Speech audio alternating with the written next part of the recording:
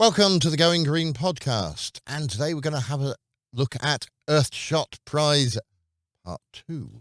Well, it's not really part 2. It's the next year. It's the next year, yeah. Because of course, the Earthshot Prize was designed to be every year was to give £1 million to a organisation or charity or business trying to change or fix our climate. And in relation to, of course, they were giving out a total of 5 million because, of course, there are 5 categories, which are protect and restore nature, clean our air, revive our oceans, build a waste-free world, and the major one, I suppose, fix our climate.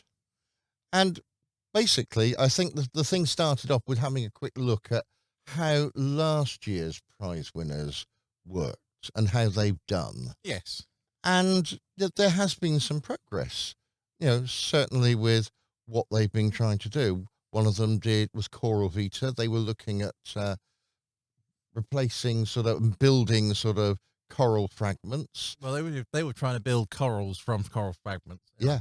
And they've succeeded. They've got some 6,000 now, which is, pretty impressive. So that's making some progress. The city of Milan's opened more food waste hubs, and they're now working with other cities. Yeah, that's to process the waste food. That's from a waste-free world. Yeah.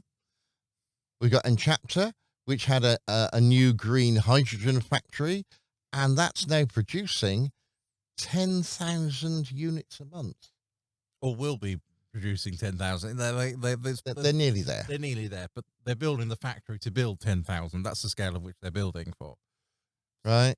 We've got Take a Char, a new farm waste to fertilizer machine, and that's been reducing smoke emissions by up to 90%. And anything that's getting rid of carbon dioxide and smoke is a really good thing.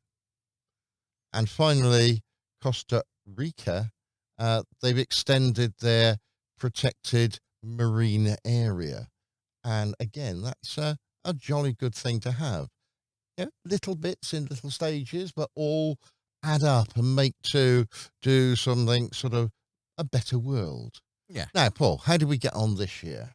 Well, we got a good new cohort this year. We've got our new 15 finalists, and who were chosen by the same Climate Council on the Earthshot Prize, which consists of lovely names, David Attenborough and a few others. And it's just to say who's selecting whatever they're doing. So the finalists, we should go down the first one. The first one is a nice company called 44.01, and they're from Oman. And they wanted to take CO2 and pump it into rock, essentially, to mineralize that CO2. With fairly reasonable idea. It was a jolly good idea, really. It's getting rid of, it's sequestering huge amounts of carbon dioxide as carbon, fixing it.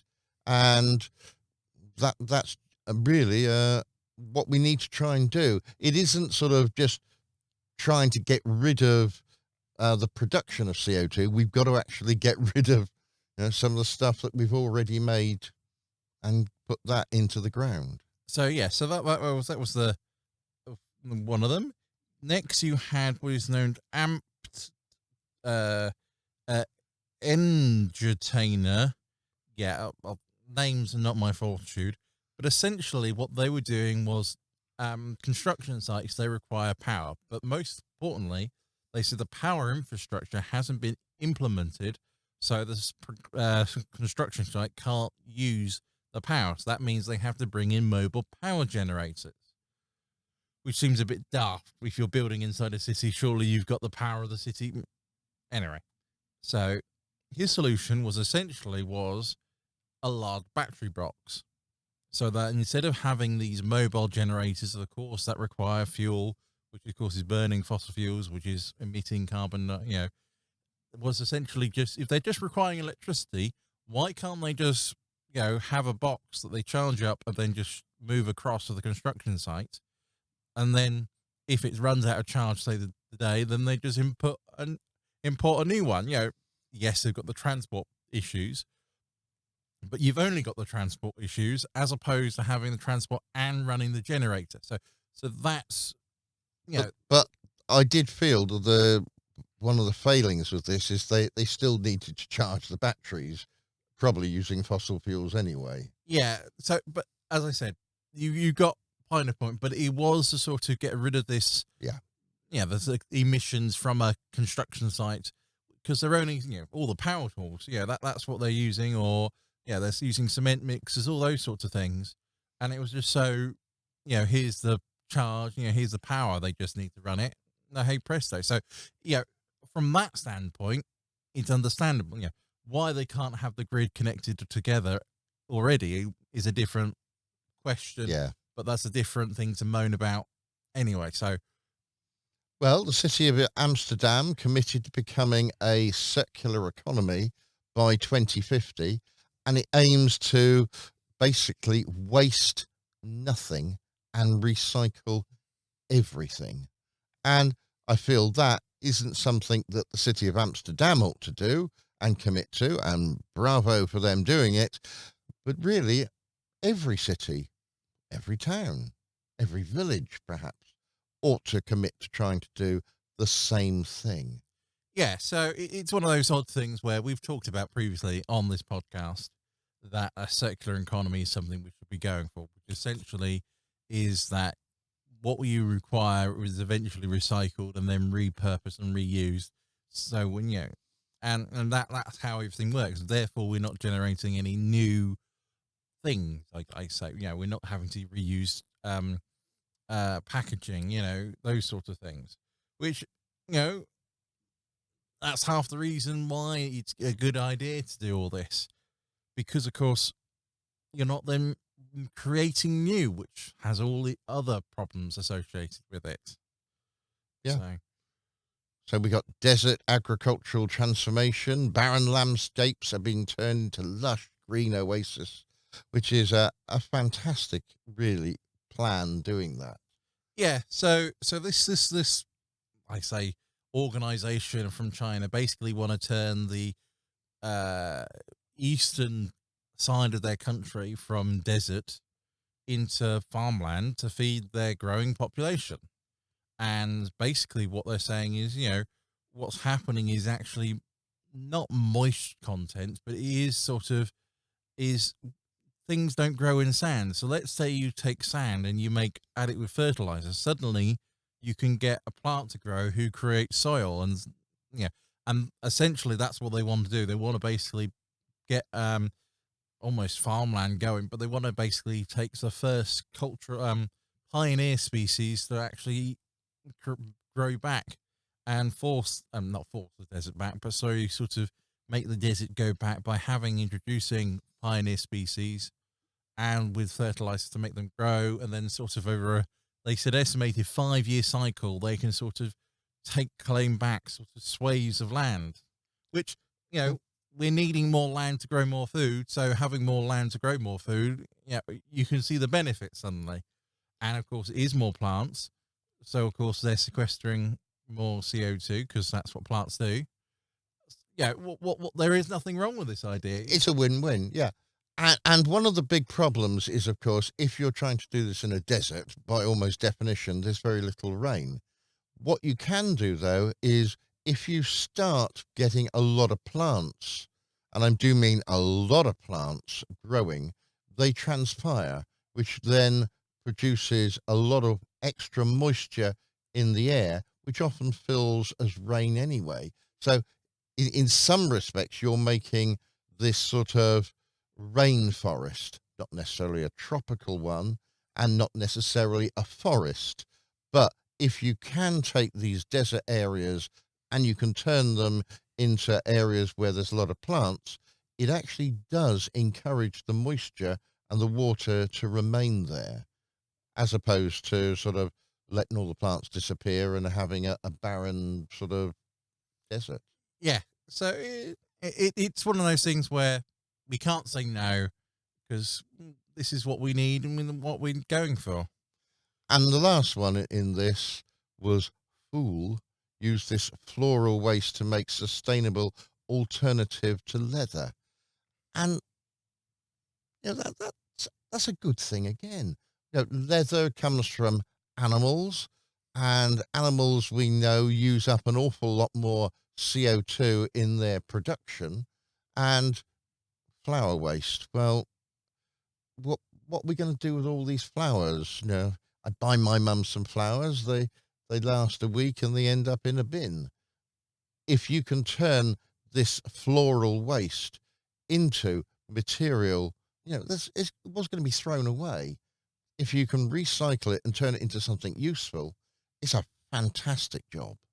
Yeah. So, you know, as I said, this is, you hear about this sort of, but this is the recycling. It is the cyclic economy. You're basically, taking something out and repurposing it for use later. And see, suddenly the shelf life or the product use life of some flowers has now been extended because suddenly they've not extended their life, but they've been transformed into new life. Or I say new life, new use, shall we say? Yeah. And so having this continuing cycle works. And of course, the major benefit is, yes, we shouldn't probably be giving plants away or flowers away to people, but you could see that sort of anywhere there are flowers, you can build the same, not process, but you could almost sort of say, I'm going to take disposable flowers from florists, right? Any flowers that don't wither away, don't use, right? We're going to turn that into this leather. It's Floral leather. floral leather, and it's that idea that you can actually see that anywhere where flowers are being given out, let's say in the Western world, because this is his project, he's in India, and you can suddenly see we could do that here in the UK. The idea is sound. So it's one of those things where all these finalists that you hear about, all the all these people, their ideas are not sort of, you can't just say, oh, we can't do it here. They could be used anywhere.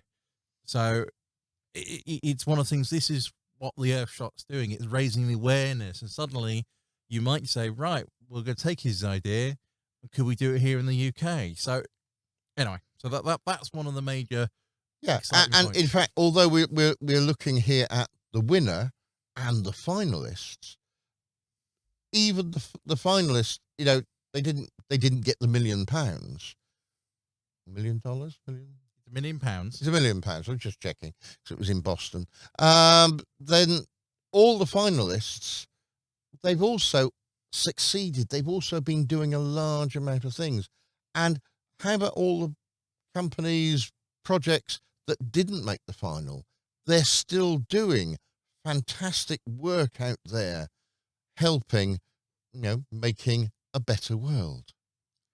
So in the next list was a project called HUTAN, and his one essentially was sort of educating people on how to live a better sustainable while out in Malaysia, how to protect the environment, how to do those sorts of things.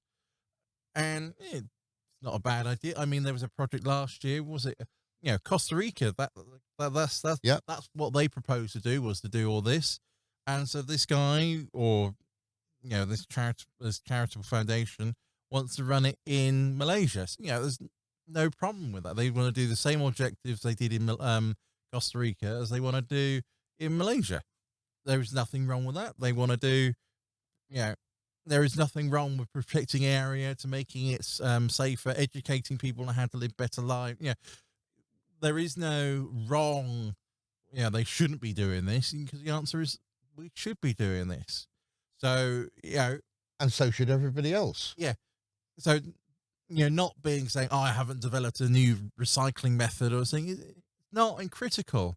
He's trying to get a protected zone. He's trying to educate people on how better to recycle, how not to use things, how to look after the environment and those sorts of things. And you see, education is half the story in these cases. So we're not, there's no umanara sort of, is he doing a good job or is he just say, oh, look at me, I'm just going to teach some people. But of course, the classic thing is you teach a man to fish. You give a man a fish, he eats for a day. You teach a man to fish and he can, feed himself for the rest of his life. Yeah. So, and possibly go off and teach other people how to fish and so on and so on. So yeah, that's good. Right. So what other major prizes came out then, winners? So the next one in our list, by the way, they're in alphabetical order, so just going down the list, is of course some lovely people of the indigenous women of the Great Barrier Reef. And essentially, once again, they were doing some more protection of the barrier reef, education and protection, and making some protected zones. Because, of course, the barrier reef is struggling at the moment. So they want better protection. They want to do some cultivation and conservation. Conservation. That's it. We'll get there. And, once again, is this a bad thing? No, because of course the Great Barrier Reef is having a problem. It is threatened, and so that's what they want to do. And it's dying simply because of probably the global warming. And coral likes this temperature, and if you give it that temperature, it doesn't like it very much. And so we've got this sort of problem.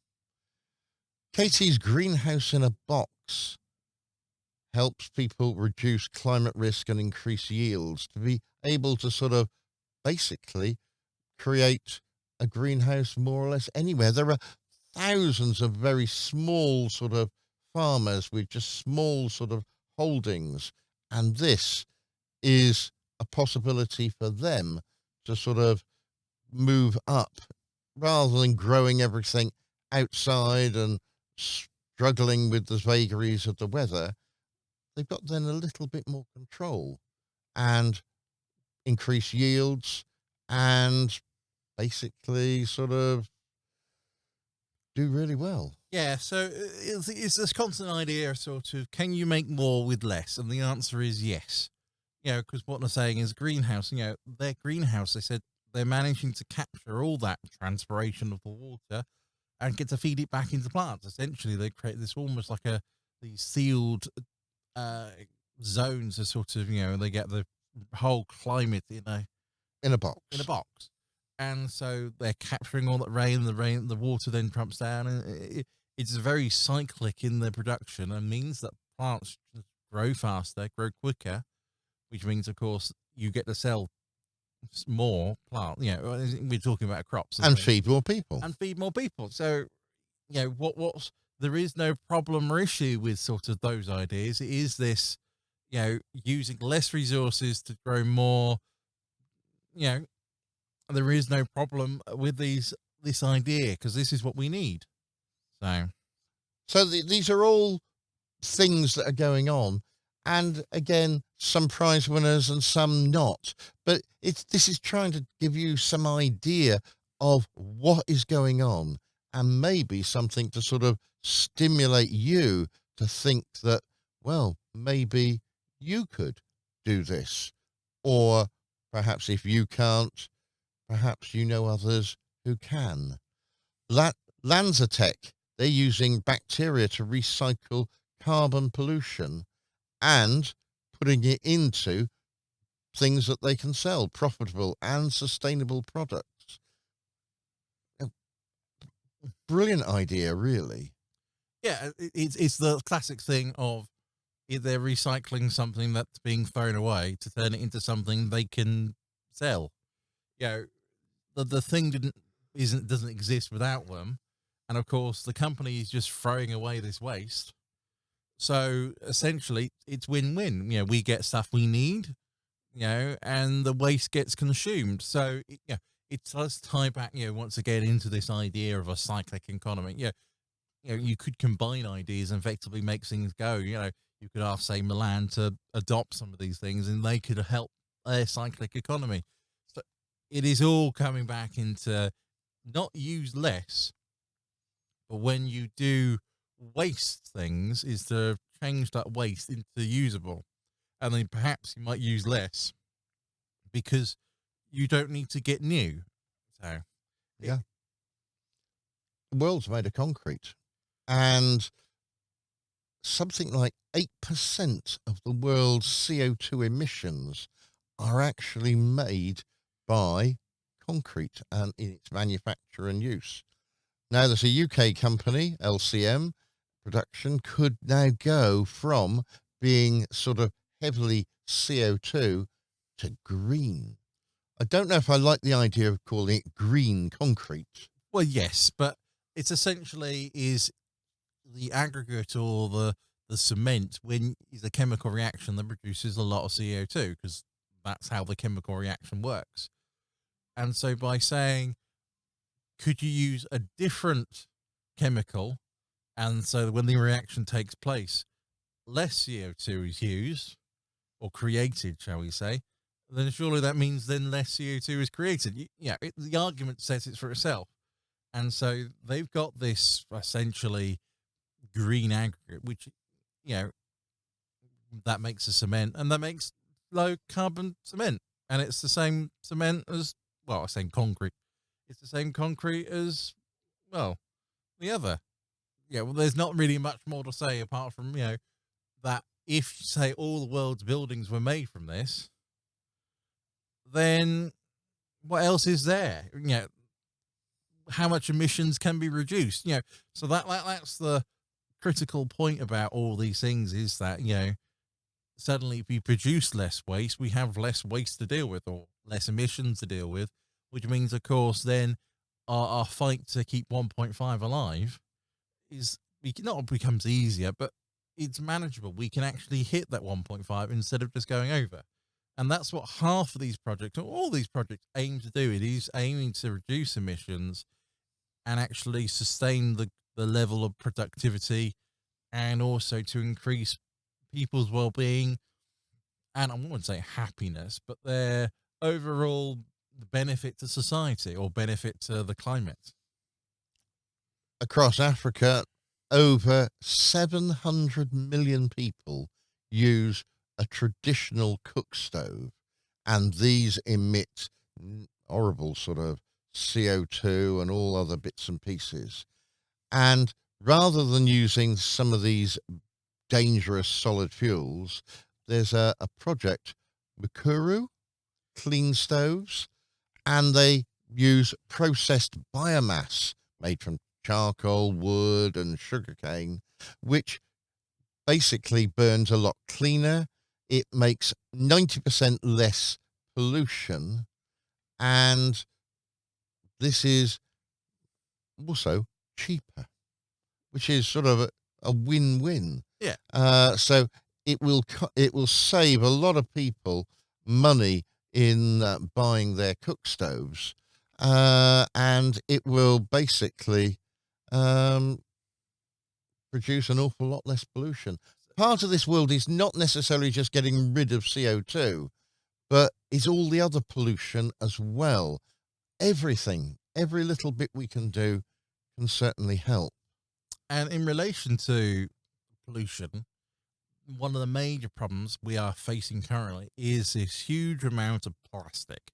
It's all this plastic waste. We're talking essentially it's everywhere, and unfortunately plastic's one of those things that's hard to get rid of because of how sturdy it is. And the reason we chose to have this plastic was because of how sturdy it is. We are victims of our own success essentially because we made so much plastic that was so strong because, well, we needed plastic to be so strong. We now can't get rid of it because things. It lasts thousands of years. Yeah. Anyway, so essentially this is the problem. And what is also happening is that this plastic is usually covered in, I wouldn't say toxic chemicals because it can be, but it's just basically just covered in anything and everything. Well, it tends to absorb a lot of these toxic materials. This is what people don't understand about plastic. Now, plastic, you think, oh, it's nice and smooth.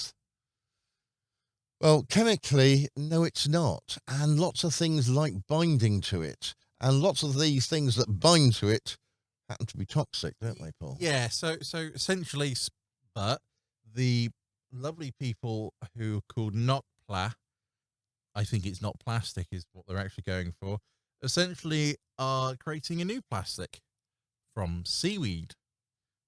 There's a So, lot of seaweed around. exactly, and even better, because seaweed's a plant, we can grow seaweed. You see, suddenly we're not having to make oil into plastic. Suddenly we could just turn seaweed into plastic. So suddenly you can sort of say every bit of plastic you're seeing could be made from seaweed. You think, you know, your next, I could say toaster, but not really. Your next Tupperware box that could be made from seaweed, and suddenly you're replacing things, and then essentially when you throw your seaweed away, your Tupperware seaweed away, it just biodegrades because it's made of seaweed. And the other great thing about it is when you grow when the seaweed was growing, rather than you grow it, basically it was sequestering lots of carbon dioxide from the air in the first place. Brilliant idea. Win-win situation. So it just helps. So the next one, and we're going a bit faster now because we're approaching the end of the list, is another called Rome, and their project is essentially bringing affordable electric transport to Kenya. Funny enough, and they're saying in Kenya, they said lots of people travel by these small motorbikes. Now, of course, they're traveling from one side of town to the other. They don't need essentially all the distance of the fuel they're carrying because they're having all these motorbikes, and unfortunately these motorbikes, they don't burn cleanly. They're very dirty. And what if you could just essentially make an electric moped or thing that can take you from point A to point B in a single charge? It's the idea of the electric vehicle, but it's the idea of, instead of having a luxury car, you just want a simple bike with an electric motor and a battery that you can drive. And that's the idea about it. It's not the fact that sort of, we're having this huge affordable. It's funny, right? This is a dirt cheap bike with a motor or and a battery, and that's it. And it takes you one place to the other, because suddenly, like the electrification of everything, it's reducing emissions. Now, where they may get that electricity, that's a question that needs to discover. But if they push for more electricity to be used, then perhaps it might be more investment in cleaner, greener electricity, and in which case, then the argument of electrification and electric vehicles suddenly fits himself. So, you can't say no to electrification on the argument of it's not clean and green now. The answer is it will become cleaner the more you use it. Yes, because electric vehicles, when a lot of people think about electric vehicles, they think about the Tesla, the car. But electric vehicles cover all sorts of things, like trains. In the UK, most of our trains are electric. So that's quite good. All right, some of them are diesel electric, which isn't quite so good. But we've got to think about the way that we change the whole area of travel. So, yeah, well, human activities and the climate crisis are decimating underwater seaweed forests, where, and we've just been talking about seaweed forests. And Paul Bakken and the Forester team are on a mission there to try and restore these seaweed sort of forests. There are vast amounts of seaweed forests in the whole world, and basically half the kelp forests have disappeared from our coastlines in the last 50 years. And the major reason for that, because obviously that's the climate, is one of the more important things of why are we focused on seaweed, is because of how much it can sequester carbon from the ocean. And the next point about that is how much CO2 is actually sequestered into the ocean. And if then the seaweed removes the CO2 from the ocean, then more CO2 the ocean can handle. And suddenly you've got this chain of sort of more And suddenly that's how we can see a way of dealing with the Yeah, because seaweed doesn't need, unlike things like trees and things growing on the ground, they don't need any soil. They don't need any fertilizer. And basically, this idea is to put seaweed spores are going to be seeded into onto small stones and scattered into the ocean, and the stones latch onto the underlying reefs, and the seaweed grows, and it multiplies, and it spreads across the ocean floor, and our forests return. yeah. So it's a nice Brilliant one. idea, yes. And then finally, the out of the whole 15 is essentially is a way of clever recycling of plastic from the ocean. We know plastic floats, or more precisely, it's lighter than the seabed material. And so if you, I don't know, bubbled air up from the seabed, plastic genuinely, is taken up as opposed to the seabed material. And then since it's on the surface, you can collect it, which of course is what the Great Bubbler Reef wants to do. They essentially want to put basically a bubble barrier on all the streams, so any plastic flows down, gets caught, and then suddenly it's not entering the ocean. Which then, of course, means we're not having to deal with plastic, and then it's having all the benefit that way. So, you know, it's one of those odd things where Oh dear, I fell know, asleep, yeah. let's see, but cleaning up after ourselves, it is essentially, we don't need to say reuse things. We do need to actually clean up after ourselves. All the stuff we are producing, if we produce less, then we're bad. But of course, we've still got to deal with what we've made. Yeah. So, I think there are basically no real losers in this Earthshot Prize. Basically, anyone, even if they weren't prize winners or they weren't sort of runners up, they were just entries, or perhaps they didn't even bother to enter. These are projects going on trying to improve the world we live in. There are people that care, probably people like you that really want to try and do something. And maybe the Earthshot Prize this year might give you some ideas about what you can do to get out there and make the world a greener place, perhaps by you going green.